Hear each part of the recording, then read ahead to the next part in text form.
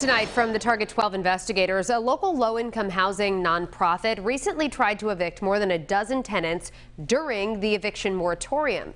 The CARES Act was aimed at helping tenants, but tenants in these cases say they were not protected. Target 12 investigator Walt Buteau tells us what he's learned. A district court judge told SWAP's attorney he was not happy. The agency tried to evict several tenants during the eviction moratorium.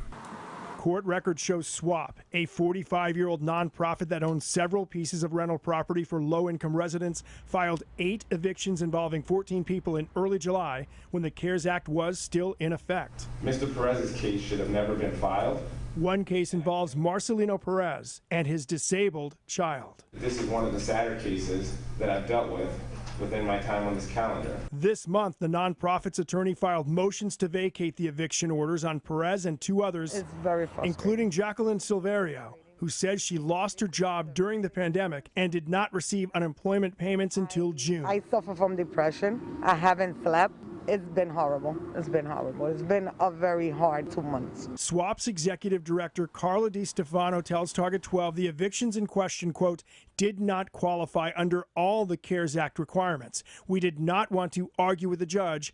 It is something of a technicality.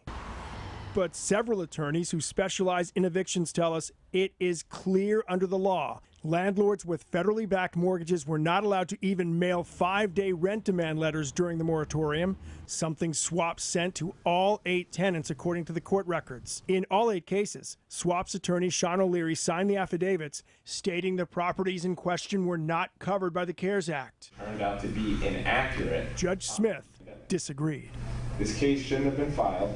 No demand letter should have been sent, and I'm not happy that a demand letter was sent. They are supposed to be helping people with low income, so they should be keeping up with the law and everything and not make people go through this if it's not necessary. SWAP's attorney has not discussed the filings with us yet. 5 of these 8 SWAP cases concluded with the tenants reaching payment agreements, but according to Judge Smith's statement in Silverio's case, tenants are not required to do that when cases should not have been filed in the first place. With the Target 12 investigators, Walt Buteau, 12 News.